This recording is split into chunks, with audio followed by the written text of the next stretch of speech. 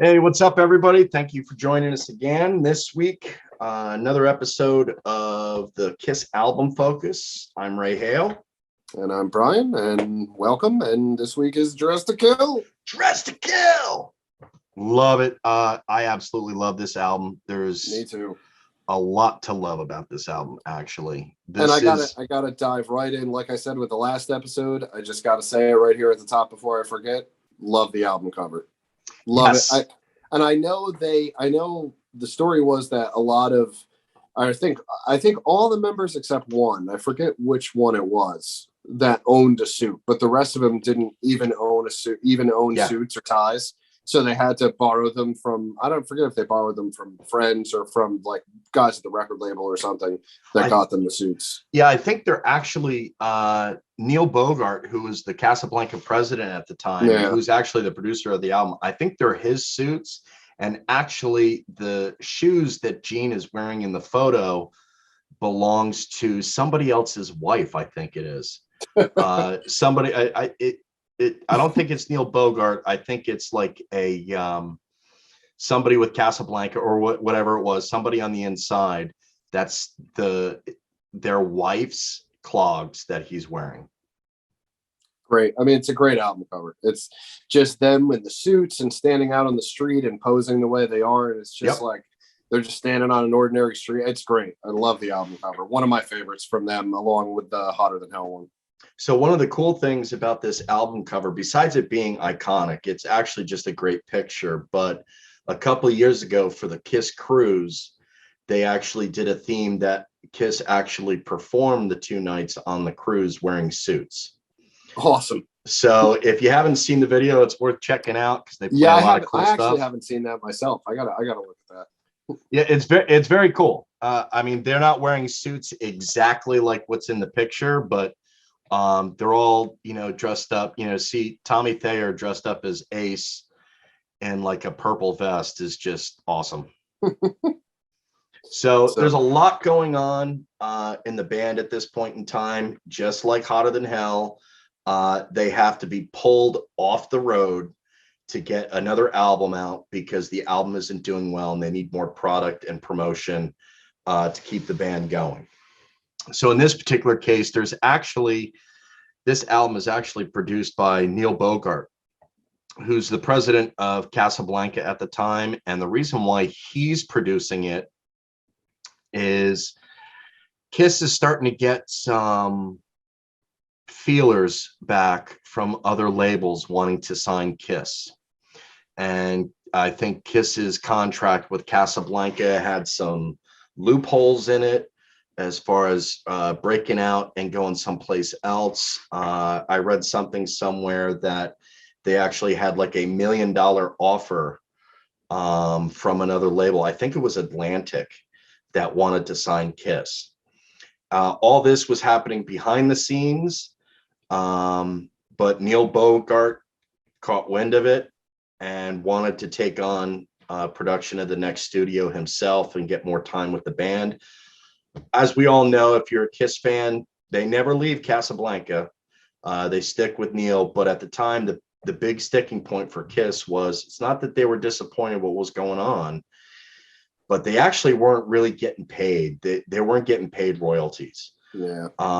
And what they also didn't really understand too is Casablanca was hemorrhaging money from Kiss. Every show that they performed was actually at a loss. But it was important to try and get Kiss out there because they believed in the long-term success. But in the short term, it costs a lot of money to produce these Kiss shows, and it's not like there were several pyrotechnic companies out there. So it was rather expensive to do that. So that's why you got Neil Bogart that's out there. And this album is kind of funny because it is the shortest Kiss album out there. It just barely cracks the 30-minute mark, 10 songs. I mean, it's almost an EP at that point. I mean, almost. It's like a couple minutes away from being an EP. Yeah, I mean, they actually deployed a trick in pressing this album. They actually had the gaps between songs longer on pressings of this album to make it seem like the album was longer than what it was. So instead of like a 5-second break in between songs, you had a 10-second break in between songs. Yeah. So there was some trickery that was going on, but ultimately it doesn't really matter because this is a great album. It is. It's a great album. I mean, and I have such nostalgia for this album, along with Hotter Than Hell as well on the first one. But I have such nostalgia for this album because, as I've talked about now in the last couple episodes, this was my introduction to Kiss. This album, so it is going to. I mean, it's a great album too, but because it was my introduction, it's going to forever be like ingrained as one of my favorite Kiss albums. So, like the last album, you have Kiss having to record an album and they don't have any songs. So ultimately what they end up doing is going through and finding any scraps of something from their back catalog. We're going to see an introduction to some Wicked Lester material making it onto the album. Anything they can do to get songs on an album is just quick, go in there, record it, get it done, and get back on the road. So this album starts with a Kiss classic, Room Service. Oh, God. Love it. I love Room Service. It's the first Kiss song I ever heard. The first Kiss song I ever heard in my life was Room Service. And man, that needle dropped, it was an LP and that needle dropped. And oh, man, Room Service. Kill it. It's fantastic. I absolutely love this song. It's not ultimately very difficult to learn how to play either, but it's just a great rockin' track. At the time, they played it in a couple of shows. It didn't really catch on as far as the live show was concerned, but they have played it more on Kiss cruises and stuff that like later on. It did make an appearance on You Wanted the Best, You Got the Best. But man, what a way to kick off the album, Room Service. It's such an awesome song. And another continuing the trend, and in my opinion, we're going to keep continuing the trend for several years to come. But the trend of just a killer opening track. 3 albums, 3 killer opening tracks. That's it. It's funny that you mention that because as we continue to go down this road, with just off the top of my head, because you mentioned it, I can't think of a Kiss album where it doesn't start with a hop track. Yeah, I'm trying to think of it now, and I'm going through the albums, and literally most of the albums I can think of, the opening track is one of my favorite songs on the album.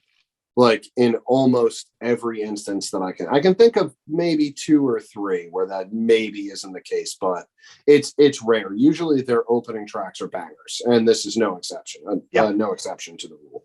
Yeah. And then we move on to another song that's a little bit of a sleeper track, but it's a great song. People are falling asleep on this one. It's one called Two Timer. Two Timer's great. Two Timer is underrated. It reminds me a bit of All the Way from Hotter Than Hell, in the sense that it's just this overlooked Kiss track that like no one talks about. Nobody that I know that's a Kiss fan ever really mentions that as being like, a great song or a really cool song. And I think that song is really cool. Totally underrated. Really good. They performed it a couple of times at the time and has made their way into sets on Kiss cruises and stuff. But it's a really good song. I think one of the reasons why it starts to disappear or never really makes it back ultimately is a lot of the chord progression from that song ends up being reused for Detroit Rock City. So I think that's one of the reasons later on. But when you start stacking up some of these songs like Two Timer against, well, should I play Two Timer or 100,000 Years? Well, I mean, one you've definitely heard a lot more than the other. So I mean, it may come down to that. Like, they're both great songs, but it may come down to like, well, I've heard 100,000 Years, well, 100,000 times. So and two-timer, maybe I've only heard whatever 40 times or 50 times or something. So, so maybe I'll go with that. Plus, I think it's also important to note when when we're talking about set lists, when you go back to the 70s, your main act didn't play a 2 to 3 hour concert. The main act was basically playing about an hour, maybe an hour and 15. Yeah, an hour. So you got some time constraints there. So you're going to sneak in, 15 songs, and then you're out the door to go to the next town again. Mm-hmm. So next we have Ladies in Waiting. I think for me, one of the most underrated tracks in Kiss history. I mean, I absolutely love Ladies in Waiting. I think that song is really cool, and another song that I think a lot of people sleep on. Yeah. It's a cool little Gene track. Again, very simple song, very short song. Mm-hmm. But a lot of what you get on this album is very short, direct, and to the point. This actually works great on the album because it provides a little bit of a tempo change. And Kiss is really good about this too, is while they're still not doing ballads at this point, not every song is balls to the wall. There's a little bit of a tempo change. There's a flow to what it is that they're doing. Yeah. And I know that they're not really super concerned about the albums at this point, but as a listening experience, it certainly does break it up because there's more killer material on this album. Oh yeah. Next song is a really good Peter Criss vocal. It's another song written by Ace Frehley. It's called Getaway. Mm-hmm. Mm-hmm. This song for me is not my favorite Peter Criss song. Mm-hmm. I don't hate it, but it's not my favorite. It's middle of the road for me. I think it's fine. I don't have a problem with it. I think that it probably for me is somewhere in the middle of their pantheon of material. But I don't like it as much as Black Diamond and Strange Ways and Mainline. So it falls a little bit short of that. Yeah, when you look at the albums, like I said, I like the song a lot. But when it comes to a Peter Criss track on an album, when it comes to Peter Criss songs on an album, he just finished up an epic album with Strange Ways and Mainline. Yeah. And this is almost kind of paint by numbers Kiss at this point. Yeah. Getaway is very formulaic, I think. And it feels run of the mill. It feels run of the mill. There's nothing spectacular about it. There's nothing terrible about it, but there's nothing spectacular about it either, I don't think. Right. So the next song is really cool. There's only, this might be the only one. I have to go back and do my research on it, but there are extremely few songs in the catalog, aside from, I think, Coming Home on Hotter Than Hell. The next one's Rock Bottom. This one is written by Ace Frehley and Paul Stanley, which for them is an odd writing combination. Oh yeah, that's a weird pair. They don't write together that much, or they didn't write together that much. Rock Bottom is one of my favorite songs on the album. I love Rock Bottom. Love it live. I think that it's a contender for my favorite song on the album. It's up there. If it's not my favorite, it's in the top 3 easy. Love Rock Bottom. What a rockin' tune that turns into. It does. And they do a great version of it on Unplugged, but it was actually one of those songs that to me was a bit of surprise when we came to the reunion tour. This was one of the songs that made it into the set list. And it's fantastic on live, but it's once you start listening to it, you're like, oh yeah, you got that soft nice little intro in the beginning of it. And then like Paul Stanley says, now it's time to get rough. And the song just rocks. Oh, it's so good. It's so good. Rock Bottom. Anybody who is, if there's any chance you've never heard that song, if you're watching this, it's a killer song. So the next song is a Kiss classic. It has made it in sets off and on throughout the years. This one is a Paul Stanley track called Come On and Love Me. So I got two things on this track. All right. One, All right. she's a dancer, a romancer. I'm a Capricorn and she's a Cancer. And one of the most brutal lines ever in a song. I have never heard lyrics I love more. I mean, it is astonishing how much I love those awful lyrics. And they're in this song that is another contender for my favorite song on the album. I love Come On and Love Me. Great tune. Those lyrics are amazing. They're amazingly bad. And actually, terrible, even Paul Stanley comes out and is like, hey, look, at the time, you're just trying to put stuff out.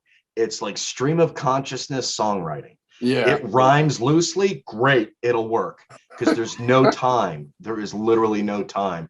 And it's also the song with, that's actually Paul Stanley playing lead in the beginning of the song. Yeah, it is. So, and it's cool. It's good. Plus, the one thing that I like about this album, if you really start listening, is so there's actually taking an active care and trying to do different things sonically for their albums at this point. So one of the things that they're doing, you hear prominently on here, a lot of the songs on this album, is they start doubling the tracks with an acoustic. And it just provides a different kind of sound.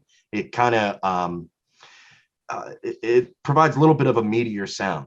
And it really complements the electric real well. Yeah, a lot of bands actually, on a quick aside, that was one of Mutt Lange's techniques. When he was producing bands like Def Leppard, for example, in the early to mid 80s.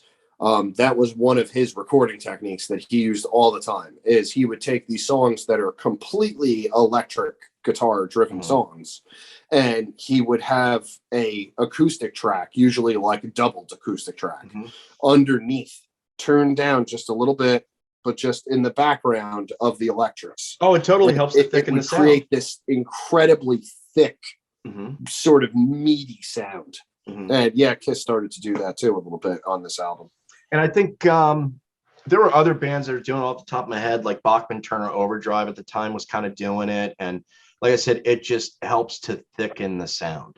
Sonically, this actually, compared to the other two albums, this is by far, so far of the first three albums, this is the more authentic Kiss experience on a studio record. And it sounds the best. I think of the first three, production-wise, quality-wise, sound quality-wise, it sounds the best of the three. I agree. It puts Hotter Than Hell's, production quality issues to shame. I agree totally. So now we're getting into the next track is Anything for My Baby. This is a Paul Stanley song. This is also a song that Paul Stanley doesn't really care for it too much.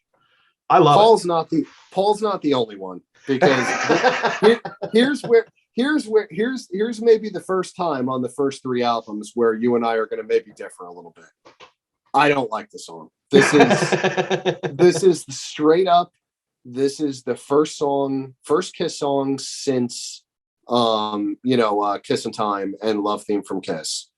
This is the third song of their career at this point, over three albums, that I don't care for. I don't really like this song.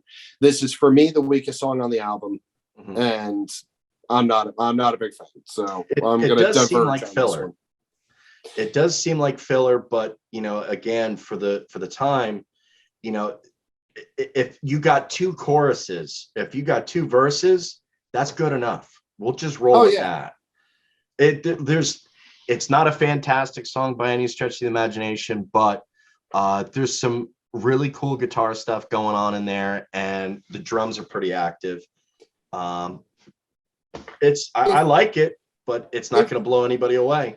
It feels like he was going for maybe like a little bit of to me, I catch like a little bit of like a, I don't know, like late 50s, early 60s kind of doo-woppy kind of feel, Motown-ish kind of feel. to the song, a little bit influence here or there. I catch a little bit with it, but yeah, for me, it's just not a song I ever latched onto. I definitely wouldn't call it their worst song. I mean, there's certainly songs in their catalog I like less, but not a big fan. For me, the weakest track on the album.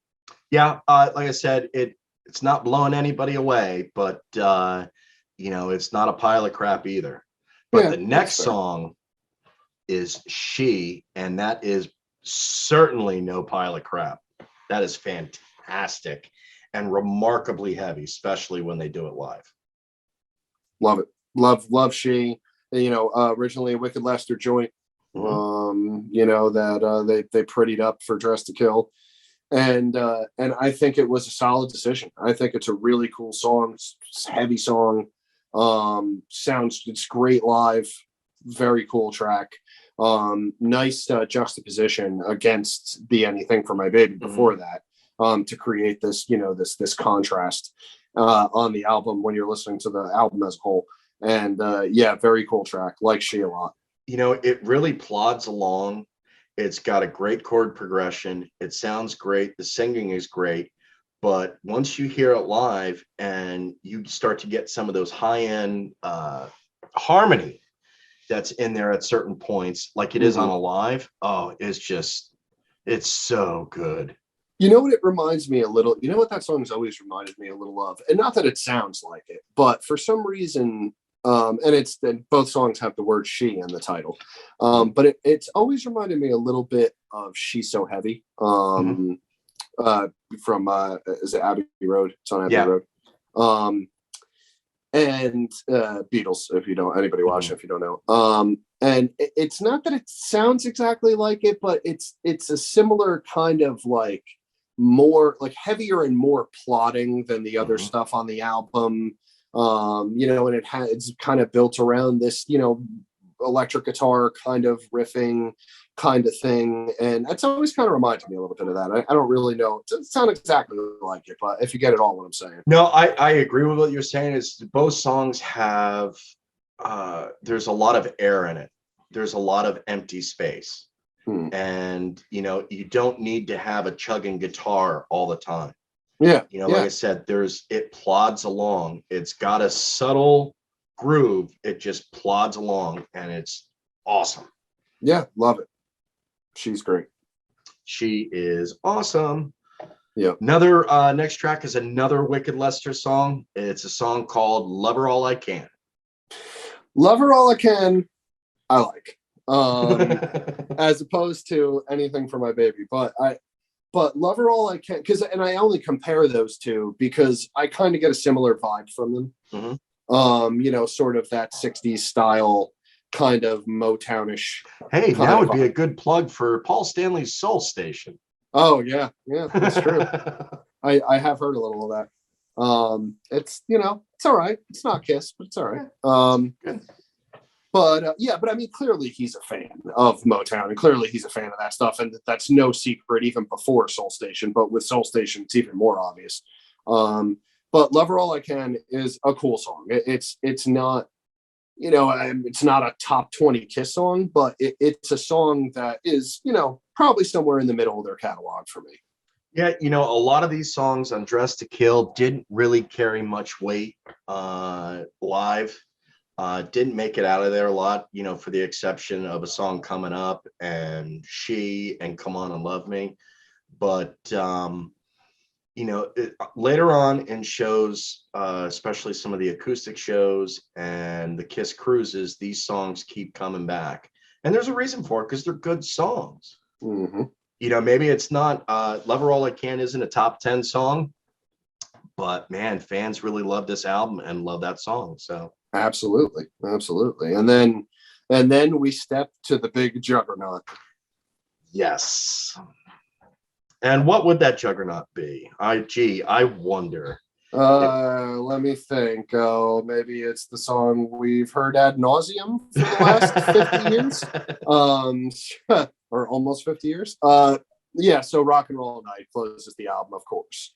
And look, it's Rock and Roll Night is a good song. It's a good rock and roll anthem song that has been played to absolute, and you may have to bleep this, fucking death for 45 years or whatever. But it's a good song. It's just a good song that I've literally just heard too many times, and I'm just done. I mean, if I hear it, it comes on, like I said in a previous episode, I'll probably listen to it. I'm probably not going to turn it off, but I have no desire to purposely play this song probably ever again. All the hardcore Kiss fans, while they have great respect for the song itself, you only want to hear that song live when you're there. Yeah.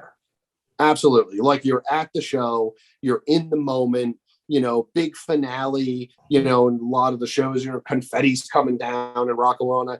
Yeah. Okay, great. You're in the moment, you're living it, but you're at home, you're putting a record on. Something else. I agree. Like I said, and we said this in a previous episode, I can't remember the last time I put on Rock and Roll All Night on purpose. Yep. Same. Like you said, it's not because we dislike the song. It's, as a Kiss fan, you've heard that song so many times. I'm done. Yeah. I'm done with it. Oh yeah. And there's plenty of bands that look, there's plenty of bands that have songs like that, that are great songs, that are, good or great songs that you're just, you've had enough of. You just, radio got a hold of it for years, and they decided that was the song of the 3 or 4 songs they play from said band. That was one of the ones they were going to play in regular rotation, and you just got sick to death of it. But it's a good song. It's a good song off a great album. Well, it's kind of no surprise once we get to this point that when you have a good batch of songs, and more importantly, good production quality that goes into these songs, all of a sudden something starts to take hold. And in this particular case, almost immediately, Dress to Kill. Now, again, we talked in the last episode about how there is a grassroots thing that's happening with Kiss, and the record sales aren't showing it. Well, now things are going to change, because we finally get a Kiss album on the US Billboard Top 100 that not just breaks the top 50, but its peak position is actually 32 on the top 100 albums with 29 weeks on the charts. That's not too bad. In Canada, it got up to 26. Yeah. No, that's definitely respectable. That's not bad. And the first album that's actually making some movements for Kiss, and obviously we'll see, in the next episode, we'll see exactly, when that finally erupts and culminates. But the sizzle is started. Yep. The Kiss Army is taking control of the situation. We are mobilizing. More and more pressure on the radio stations to start playing, and immediately Dress to Kill is already outselling Hotter Than Hell and their first album. So something is happening, and obviously something even bigger is going to happen with the next one.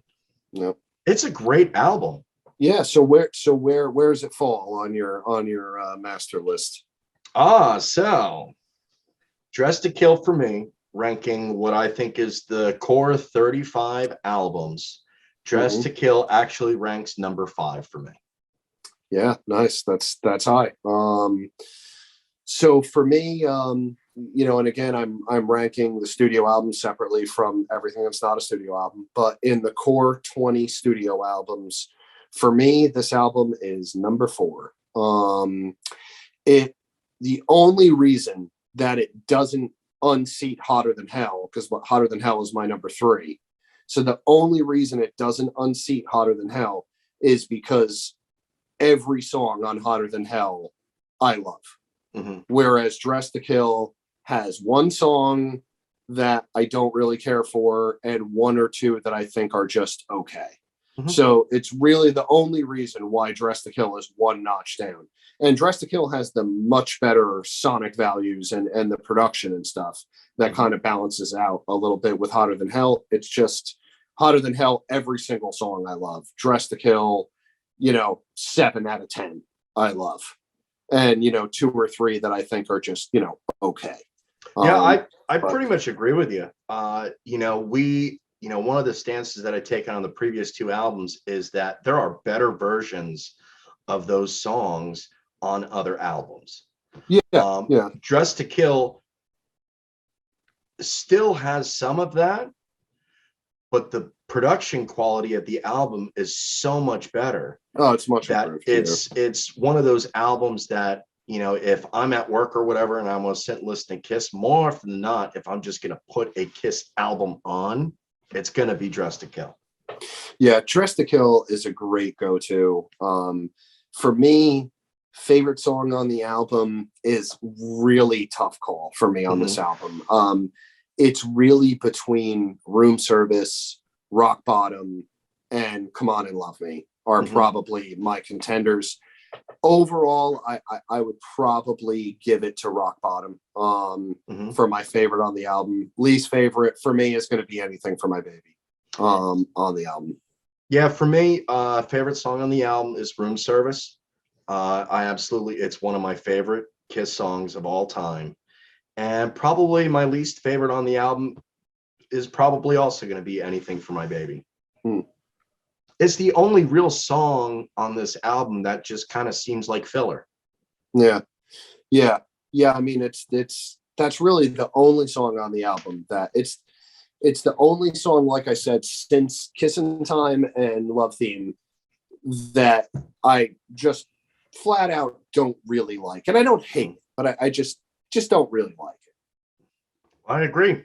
Well, we got big things coming next week. When we do Kiss Alive. That I know is going to be a great video. It's also going to be a much longer. There's lots to discuss on that album. So we got that I'm looking forward to that. But we are also looking forward to how you rank this album. What are your thoughts? Where does it sit on your list? What did you think about our list and how we talked about the particular album? Is there something we missed? Let us know. Also, put down in the comments if you love listening to Rock and Roll All Night over and over again. Yeah. If you're not sick of it, put that in the comments because I would love to see people who are not sick of that song. It's a good song. It's a good song. I'm not trying to trash it. But No, not at all. I wouldn't trash it, but I would say anybody that sits there and says that Rock and Roll All Night is fantastic and love listening to it is probably not a hardcore. Yeah, but I could be wrong. Don't try and kill me, but it's been beat to death. So, you got anything else you want to say about it? No. I mean, look, it's a great album with a great album cover. It's got good sonic production, good sound production. The songs are great. My only complaint about the entire album overall, really, other than the 1 or 2 songs that I'm not a huge fan of, is just that it's very short. As you pointed out at the top of the episode, you're looking at 31 minutes or something, 31 and a half. 30 minutes and 7 seconds. Oh wow, that's even a minute and a half. Jesus, this album's short. But I mean that's the it's only a lunch thing, break. I mean, if it had been, if they had got 43, 44 minutes, it might have been a little bit more substantial. Maybe if they had done, I don't know, 12 or 13 tracks on the album, if it was going to be that short, the songs. But overall, look, it's one of the best Kiss albums. And it's a great album. All in all, it's a great package. If you haven't listened to it in a long time, give it another listen. I can't recommend it enough. It's a solid album. I agree. Well, that's all we have to say on the matter. Let us know what you think in your comments, and we'll see you next week when we bring up Kiss Alive. That's looking forward to it. See you guys later. Bye. Deuces. Later.